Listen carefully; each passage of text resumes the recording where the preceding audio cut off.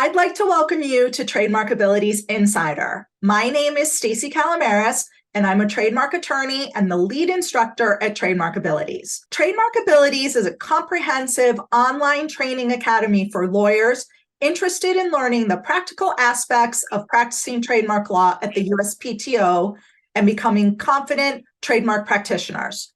Through our signature masterclass, we provide the practical and strategic learning necessary to set up a trademark practice so that lawyers can confidently and effectively represent clients before the USPTO.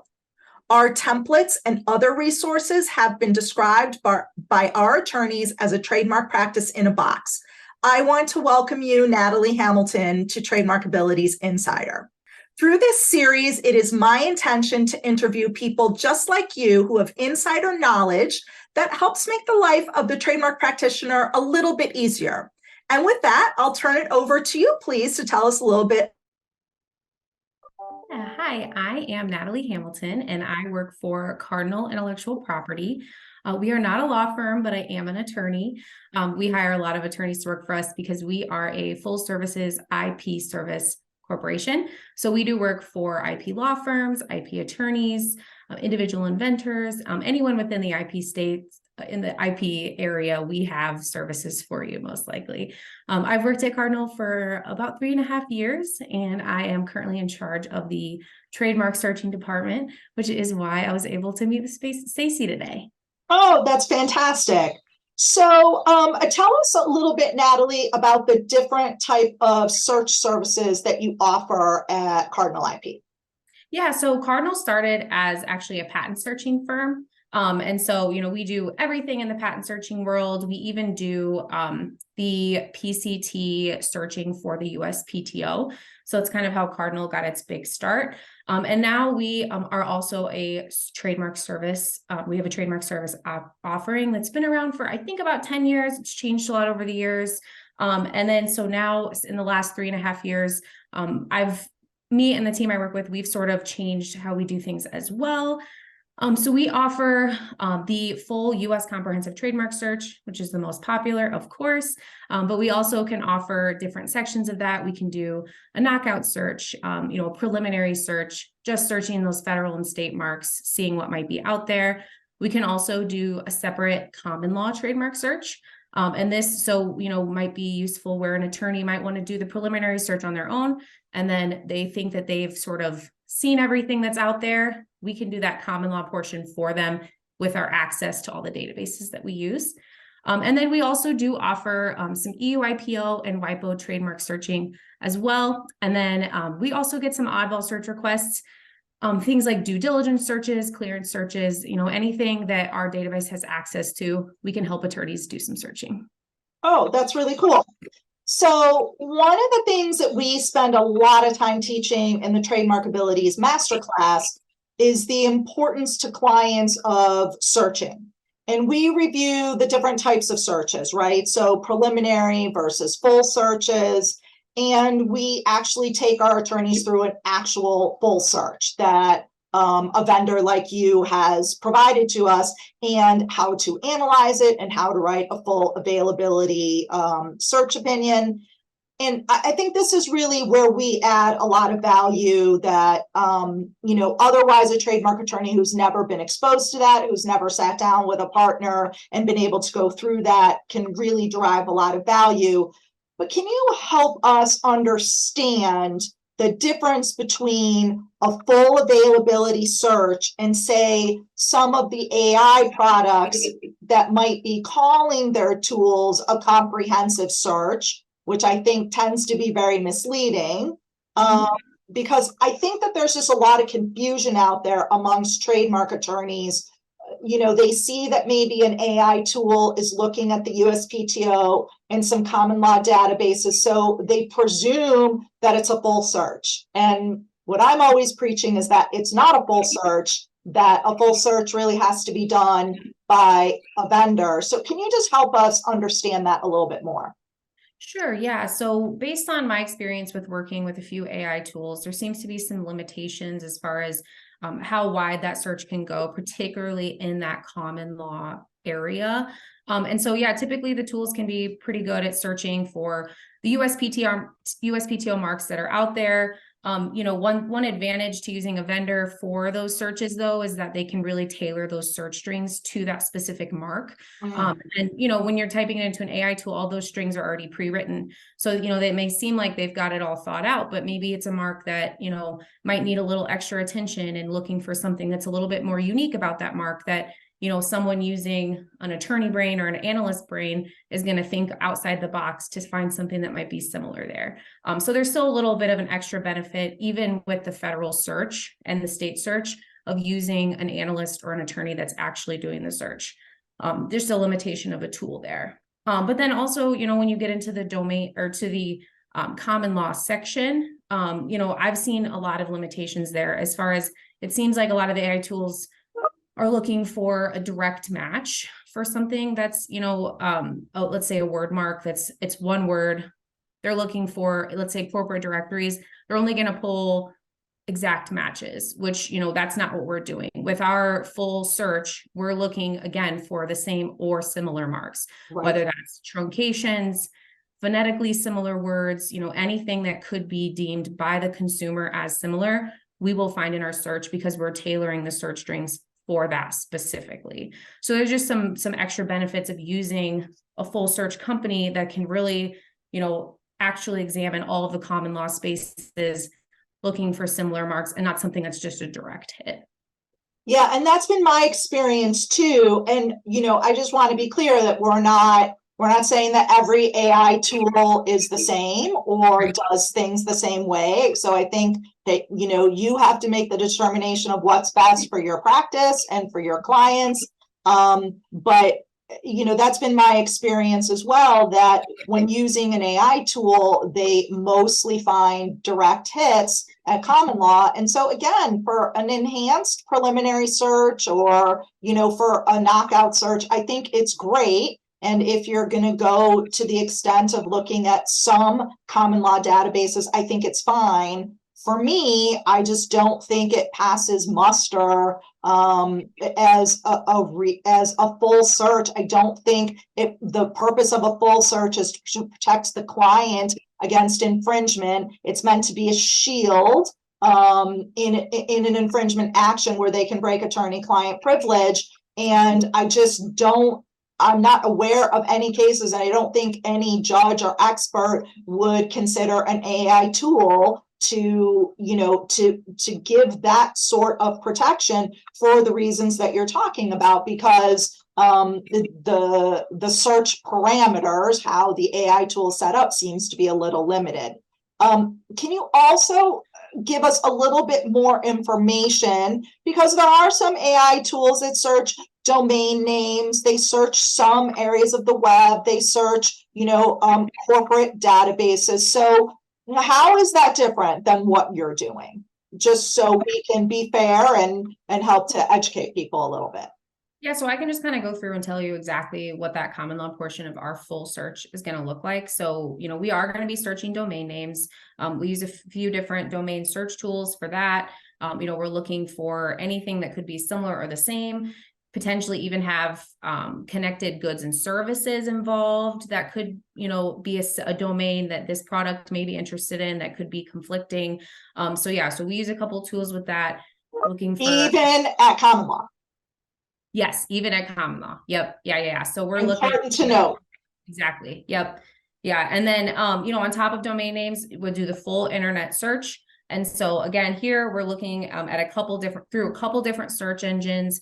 We're looking for products, websites that could be using same or similar names with or without the goods and services that may match the mark. And then we're also going to do a sweep looking for some social media hits, things like that. And sometimes we have clients that are more interested in something like, more specifically for social media. So we can do a little extra digging there if that's wanted, but typically our full search is going to find anything within our full internet search anyway, because we are paying attention to the social media hits, which seem to be a trend right now where attorneys are finding that those are a little bit more helpful these days.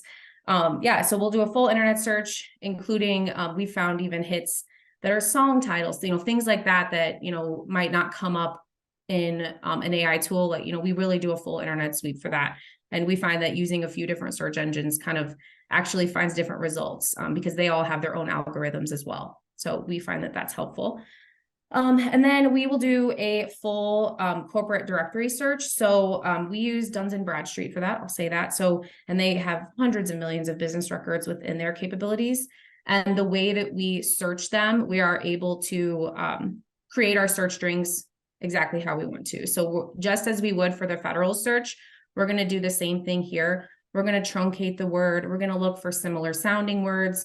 It might be different portions of the word we're finding. We're going to be looking with and without similar goods and services to really find any corporate names that might be a match that maybe, don't have their company name registered. So that's going to be a really in-depth search string there for our corporate directory search. And then we also search industry news. So here we're just looking for any published material, with or without goods and services that are similar, that might be using a product name or a new name for something. Perhaps a company's mentioned it's a brand new startup and the first thing they did was have an article published about them. That's where we're going to find something that's really new out there. We're not limiting to only new published material, of course, but just doing a full industry news search, looking for anything that could be published out there with the same or similar name as well. And we can do the same thing there. There's a wider results that we're getting there. So it might not be quite as broad as, say, the corporate directory search, unless it's a more unique name. We can obviously get as narrow and broad as we want with our, because we can use our own judgment as a actual searcher doing the search strings there. But yeah, we'll try to narrow it down as much as we can and, really search these published materials for anything for anything resembling the mark that might not be registered. And then we also, one thing too that we can do is a lot of times we'll do the federal search first and then the common law search. And then we're really looking at everything we find in those common law spaces. And then let's say something's triggered, like we should look for something a little more similar to this that we're finding in common law. And we can take that back to the federal search, which is something that it's hard. You can't do that when it's, an AI is not communicating with itself like that, but we can do that. We'll take our common law search results and we'll take it back to the federal if needed. No, I mean, that's a really good point because that's something I do when I'm reviewing results. When I get to common law, I'm like, I don't think I saw this in the federal portion. So I go back and I check and I go, oh, no, there it is, right? Because for me, when I write an opinion letter, I like to cross-reference that, right? Sure. So this common law hit with this federal hit. And if I don't see a federal hit, I mean, obviously our law works as such where that's not required, but then, then thank God, right? That's like, oof, thank God we did the full search, right? That's the entire point of the full search. But, you raise a really good point. What I was just going to piggyback on before you made that last point is, there is a level of subjectivity to a full search. And sometimes that makes people, I don't want to say nervous, but people who aren't experienced are like, well, I don't think it's good. Like it says here on page 4 or 5 or whatever of the full search that there were like over 2,000 hits, but they've only shown me like 285. I don't think that's good. Can you explain to us, why that's actually a time saver for us as the attorney reviewing it, and why we can actually trust these results? Because with an AI tool, you're getting all 2,000 results, and that's why it's taking you a whole business day to review the results before you can even get to the task of actually writing the opinion letter, which for me is where you should be spending most of your time. You shouldn't be spending most of your time reviewing the results. You should be spending most of your time thinking about what the risk assessment is and writing up the actual opinion letter. Right. Yeah. So there's definitely subjectivity in the searches. I mean, you can have 2 analysts complete the same search and there's going to be some sort of difference. Yeah. So our goal as a search provider is just to make sure that our searchers and our analysts and the attorneys that work for us that may be doing searches, we are doing training and making sure that, we're getting as similar results as possible. Right. So no matter what, anything that's a full match, something that's similar and dead on with goods and services, those are 100% always going to make the report. Those are dead ringer for, those are absolutely making it. And so if we ever are in a training session and, something like that's left out, that's obviously, we have a long way to go with that section. But when we get down to more marks that are a little more trivial, obviously, there is some judgment calls that have to be made. It's pretty easy to get rid of a lot of noise, which saves the attorney, that's reviewing the search a lot of time. So it's pretty easy for any search analyst to kind of knock out a lot of that. And then, how we do it. So all of our trademark searchers are attorneys. But I like to say we put our analyst hat on when it comes to sort of deciding whether or not a mark should absolutely be added to a report or not. And our philosophy is that if we're at all on the fence, it's likely an ad. If we're at all trying to make a decision, we're most likely just going to add the mark.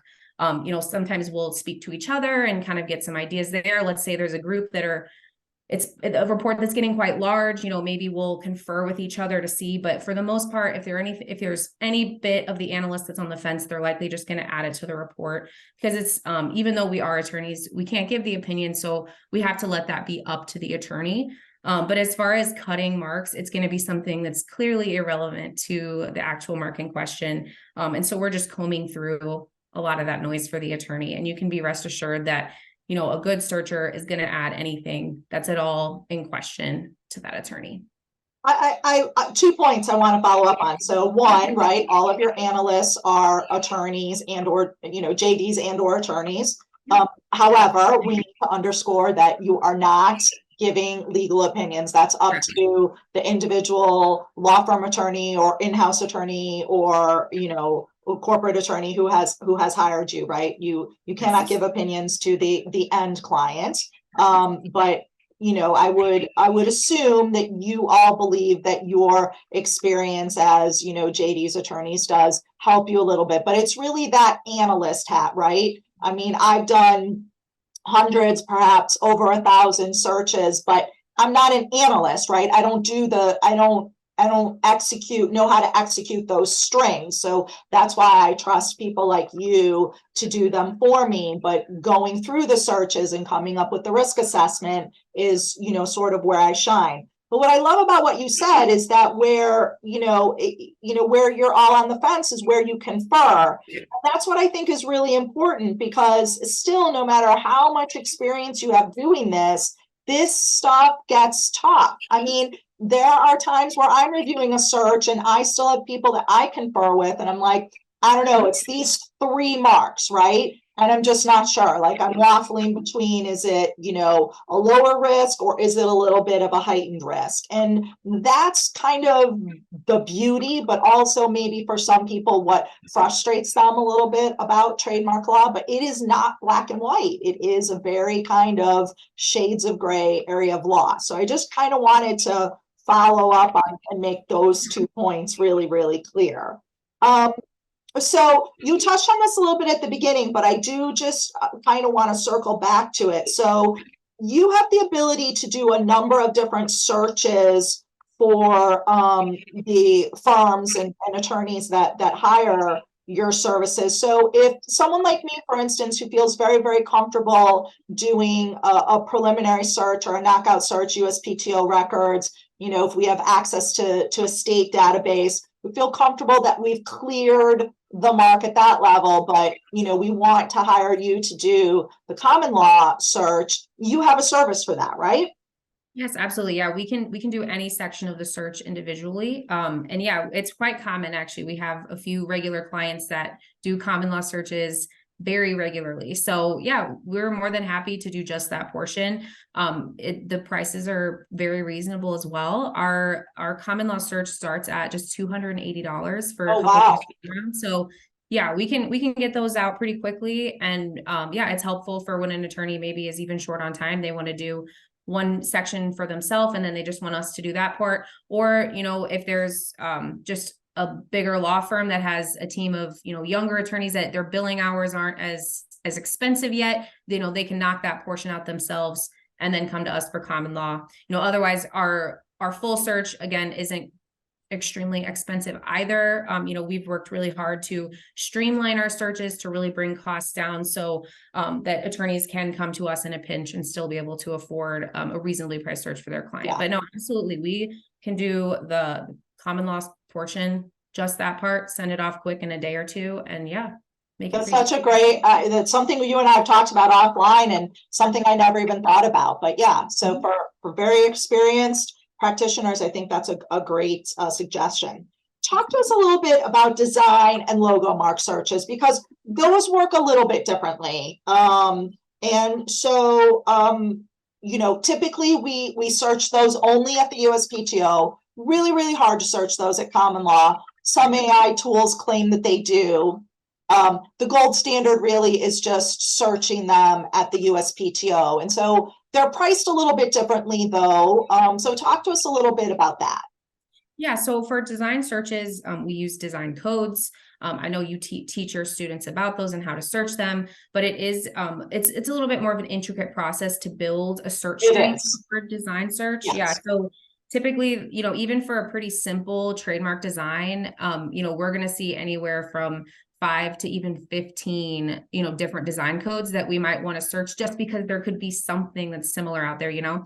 So yeah, we do that. And so because it's so many search strings to really search all of the design codes that might be somewhat similar. So we do search these on a class basis. So that's a little bit of a different thing too. You know, in a full search, you know, you can tell us goods and services, you may even tell us classes that your client's looking at, but we're going to search outside of that as well. Undoubtedly, like, you know, we always do that. Full search includes everything, right? So then for the design searches, we do have to narrow that down by classes, just based on how many hits you're going to get from a design search. So yeah, so we build out design codes. Typically attorneys, I would say, even though they could search it themselves on the USPTO website, it's more of a time saver coming to us. You know, we've got some analysts that can build out these search strings with design codes so quickly. And, you know, sometimes some of them have to do with it's intermingled design and word or a number or a letter. And so they just can get really complicated. And then if there's multiple classes involved, it's a lot of searching the same strings with this class without those, with both of these classes without that, you know, just getting making sure every single hole is filled with a search string. I've actually helped with a search that was, I think we counted, and there was like 200 search strings for a design search. So, I mean, it was a big search, but, you know, it was still not, you know, it was a reasonably priced search. It's just with what the design was, it just had a lot of different design codes. So, you know, that attorney right away came to us and was like, you know, I don't have the time to write all this out. You know, obviously I can't do it on my own, but they just need analysts to make it a little bit more efficient in that way, and really just comb through all of the possible results that might come up. So even though we're doing the design search based on class, we're always giving you the goods and services, right? Absolutely. Yes. Yeah. Goods and services are definitely more important when searching in general, especially for a full search for US comprehensive. Definitely. I mean, we'll use the classes, but the only reason why we really need the classes for design searches is just for pricing. I mean, we're going to definitely do goods and services more and rely more on the goods and services for the search. Okay, good. So are there other countries in which you offer searching services? Is it just the US, or are there other countries in which we can order searches from you? So as of right now, we do offer an EUIPO search and a WIPO search. So we can't search the individual countries yet. This is something that we're trying to add hopefully soon. But as of right now, we can search those. And so what that is just some attorneys have questions about this sometimes. So we're not a WIPO search, or let's say, for example, WIPO search, we're not going to search each individual country that is a part of WIPO, but we can search the WIPO database and even common law a little bit more, internationally for those countries that are part of WIPO, and see what's out there for marks that are registered through WIPO. So it's obviously not a full search for those countries that are a part of WIPO, but it can be a good indicator of what's out there if their client is looking to specifically potentially register a mark through WIPO. So it can be a good starting point there, and a little bit of a cheaper alternative than, you know, doing, let's say, like an EUIPO search is going to be a cheaper start than just doing a full European, each individual country search with a search firm. So we found that a lot of attorneys have used those as kind of a starting point for an international search. But then I would say our common law search, though, for those is a much better full international common law search. We just have some limitations as far as searching individual countries for their actual like federal register for those countries. Okay, good. Good. So EU, at the 30,000 foot view, right? Truly EU level. WIPO just gives you like an overview if you want to know like what's going on, if you want to extend through WIPO. And then are there other countries, Canada, Mexico, anything like that? We can search Canada and Mexico for common law. We do that for some clients. However, we do not currently have the ability to do those as a full comprehensive So trademark. no registries yet. Not yet. Yeah. Okay. It's Hopefully something we're hopefully adding soon. It's Okay. been in the queue. So yeah, I'm pushing for that, especially Canada and Mexico, because we do get clients that want that. So it's definitely there's a want there. Yeah, we just have to get those capabilities, and then hopefully we can start offering that soon to our clients. Okay, great, exciting. Yeah. Outside of searching, are there any other services that you provide that people need to know about? Absolutely. Yeah. So we offer paralegal services. So, if there's an attorney that needs just temporary paralegal help or even part-time paralegal help, we can help there. We also offer docketing services. So we have docket managers that will work on our own docketing platform, but we also, which we license out for free. So you have to use our docket managers, you pay for that, and you could use our system for free. Or you can use our docket managers on whatever system you're currently docketing on. So they can hop over and help you with that as well. We do offer renewal fee payments and patent annuities as well. So if there's a client looking for help there, we have our own platform for that as well. That is easy to make decisions on. And it's a really good tool, keeping track of when renewals are due as well. And then So I just want to make sure I understand. So if I'm a small firm, right, or a solo practitioner, and I don't yet have a docketing system, say I have a few clients and I'm keeping track of things in my calendar, maybe on an Excel sheet, and I haven't yet invested in a docketing system, you're saying that I can come to you and hire you guys, and all I would need to do is pay for the labor and I don't have to pay for a system. Correct. Yep. Our docketing platform itself is free. We don't license it out without our docket managers, I think is the only That makes sense. But yeah, so yeah, you can come to us. We have an onboarding process. So, we'll obviously, if there's no docketing system in place yet, we'll have to work to see how those can be integrated into our system. Sure. And then once they're in the system, then there's no like yearly licensing fee to use it or anything like that. It's just paying for the docket managers to actually do the docketing on the work. Okay, great.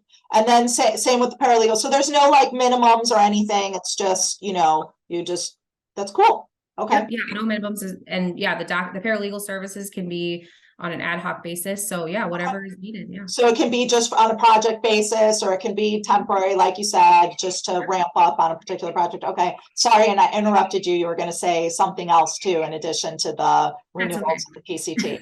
Okay. Oh yeah, no. And I mean, so we have full patent searching, with anything there as well. So on top of trademarks, patents is the big, what started Cardinal. So definitely. Sure. I understand. Well, great. So is there anything else you want to talk about? Like maybe what makes you guys unique in the market, or anything else that I've left out in the few minutes we have remaining?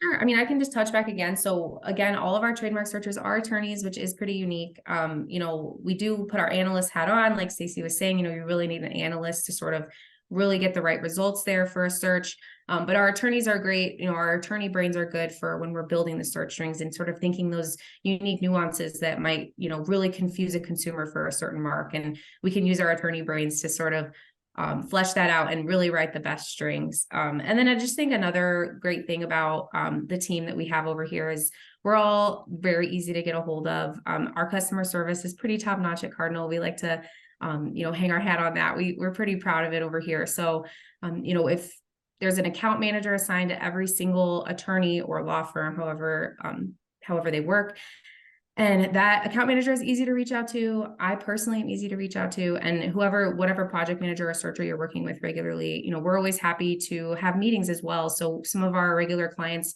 like to have a strategy meeting before we actually complete the search. So we'll write some strings, share strategy, make sure that we're on the right path that they want to see for their search results. And then we complete the search. We see if, we tell them kind of what happened, like what we were finding, and then they can let us know if they wanted us to maybe search something else or kind of head down a different pathway with that. So, we can really work with the attorneys too to make sure that they're getting the product that they want. Excellent. Well, great. Well, we're going to include your contact information, Natalie, in case anyone has any questions or wants to reach out to you. But thank you so much for joining me today. I really appreciate it. Of course. Thanks so much for having me. You bet.